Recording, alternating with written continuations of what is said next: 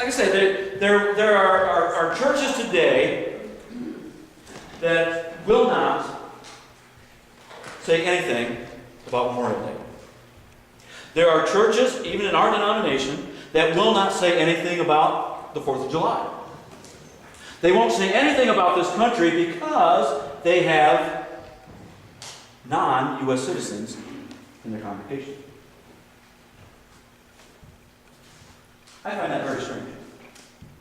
The last time I checked, our borders surrounded the United States of America. Our borders in this country were what people came to get away from oppression. And now we're being oppressed. The fastest growing country for Christianity is China. Wow. Wow. And they send missionaries here. Isn't it terrible? So as I was going through and looking at these different slides to use for Memorial Day, I thought, wow, Memorial Day could really be such a downer when we think about that. The lives that were lost and have been lost. The lives that will be lost. Those that sacrificed. Now, I'm not talking about just the GIs. I'm talking about the GIs' families. That's right. When I retired, Joni got a retirement certificate also. We don't think about that. Most people don't. I sure did. Because when I left, Joni took care of everything. She took care of the boys. There were times that when I was home, she would say, could you go pay this bill when we were in Germany or someplace? And I would say, I don't know where it goes. Well, you just go to this place and you pay this, and you go to this place to pay that. Where are they? I was the fish out of water. We don't realize how much those families are struggling too. My heart grieved when one of my guys died of an aneurysm with 3 small kids and no mother. My heart grieved after we got back from Desert Storm that there was something else that came up and they were going to send us back. And one individual who was always a jokester says, well, I won't go back. And we took it as a joke. 2 teenage kids. He went out that weekend and committed suicide. We don't realize the pressure and the strain on not only the family members, but the families. But here's the thing.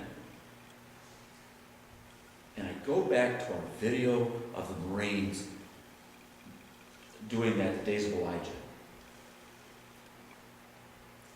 Those people know that there's that chance that they may not come back to this country. But they'll fight for it, they'll defend it, and they'll proclaim God as King. Amen. Wow.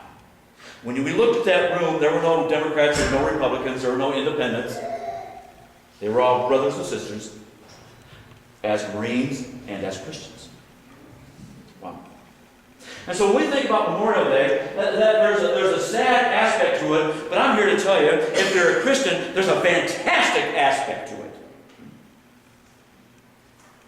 That's what I want to show you.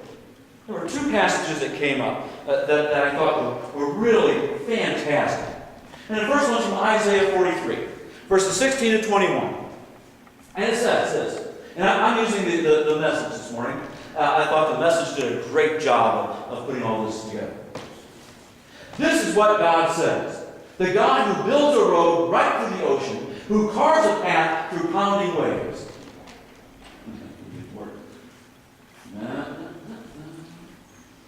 The God who summons horses and chariots and armies, they lie down and then can't get up. The people who fight for our God. They're snuffed out like so many candles. Forget about what's happened. Don't keep going over old history. I mean, we know that. We look at Memorial Day, we think about that, and we do it once a year. Some people do. Some people, it's just the start of the summer season and time to do a barbecue. They forgot all about what happened back in World War II. Forgot about World War I. I mean, the holiday didn't come until after that. They forgot about what happened in Vietnam. They forgot about what happened in Korea. They forgot about what happened in Iraq and Afghanistan. And they're going to continue to forget about it. I don't want us to totally forget, because we learn from the past. But if we did other things, like be alert to present, what's going on now. I'm about to do something brand new. Remember, this is God talking. I'm bursting out. Don't you see it? There it is. I'm making a road through the desert, rivers, and the badlands. I like that. Oh, you may have to give me a hand here. Wild animals will say thank you, coyotes and buzzards, because I provided water in the desert, rivers through the sun-baked earth, drinking water for the people I choose. The people I made especially for myself, a people custom-made to praise me. Those Marines were praising God. That's right. And I've challenged us to praise more like we mean it. Huh? Because we can go through all the songs, we can go through those words, and I can talk about the words, but unless you fully grasp them and understand them and really start singing from your heart, then it doesn't mean a thing. Sing them over again to me, the wonderful words of life. Sing them over again to me, wonderful words of life. Not too wonderful. No. Man, I know I make it a joke, but maybe it's not so much a joke, huh? I'm dead serious. I don't want to live next to you if you can't sing and praise God. And I feel sorry for the folks that are living next to me in heaven. Because they'll be calling the heavenly police all the time to make me shut up. Oh, man, I'm going to be singing. We got all the authors there. I want to have Charles Wesley over. Yeah, we're going to have a party. Huh? Wow. Oh, man. Fanny Crosby. You know, all these great authors, and bring them together, and they're still going to be writing and praising God in the present. Huh? You say, oh, guess what? We should be doing that now. The people I made especially for myself, the people custom made to praise me. Wow. Didn't say that we need to totally forget what has happened in the past. We need to remember that. And remember why they did it, was to keep this land free. To keep this land so that we could proclaim the gospel of Jesus Christ. They don't want it on our borders. I don't want it on my borders. I'd rather take it someplace else and let it happen. That's where it started. Take it back to them. Get real political, you know. They say they're coming to take my guns. I don't think so. This is Montana. They have a hard time, wouldn't they? Wow. This is the other thing. They're coming to take our flag. They're also coming to take my Bible. And they're going to have a hard time with that, too. So what about this other passage? This passage dealt with laying down your life and still being able to praise God.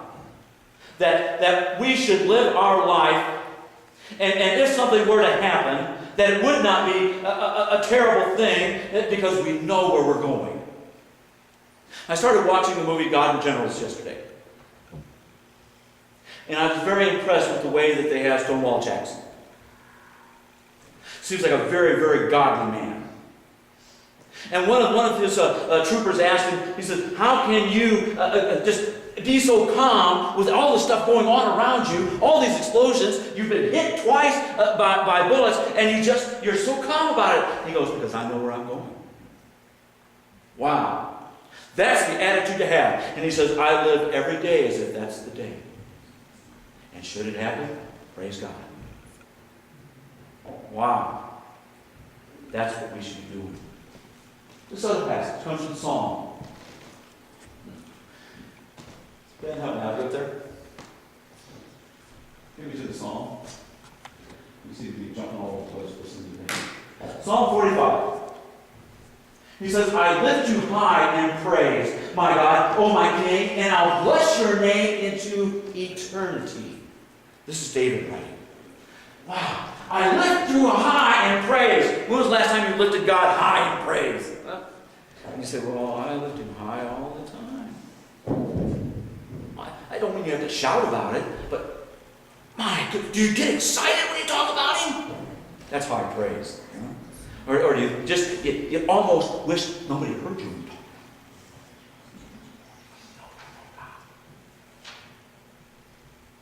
David says, I lift you high in praise, my God. I'll bless your name into eternity. Hey, because we know that we're Christians.